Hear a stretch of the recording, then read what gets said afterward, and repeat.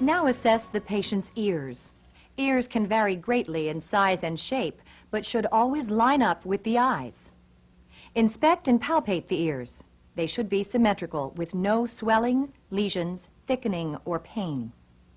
Now palpate the mastoid process behind the ear. This should not cause tenderness.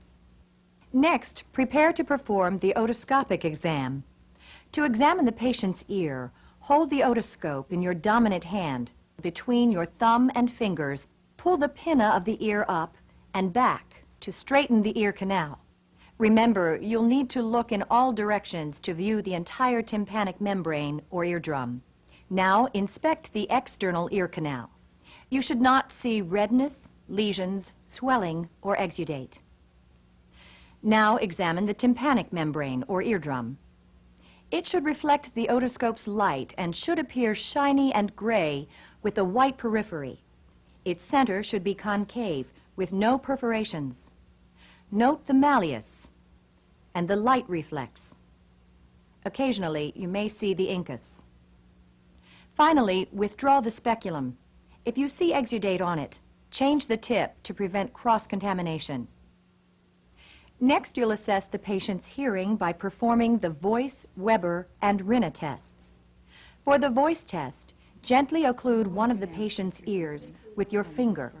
Then test the other ear as you stand 1 to 2 feet away from him. Ask him to close his eyes. Gently wiggle your fingers in his ear while you whisper a 2-syllable word. He should be able to repeat the word you whispered. Next, perform the Weber test to assess sound transmission through the skull bones.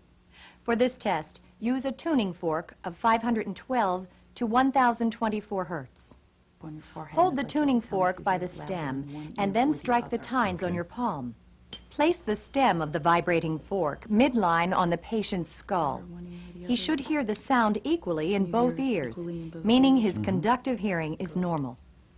Next, perform the Rinna test, which can detect if the patient has conductive hearing loss. Strike the tuning fork again and place its stem on the mastoid process. Count the seconds until the patient says he can no longer hear the sound. This indicates bone conduction, or BC. Okay. Then immediately place the still vibrating fork close to the patient's auricle near the ear canal. Count the seconds again until the patient says he can no longer hear the sound. This indicates air conduction, or AC. Normally, air conduction is about twice as long as bone conduction.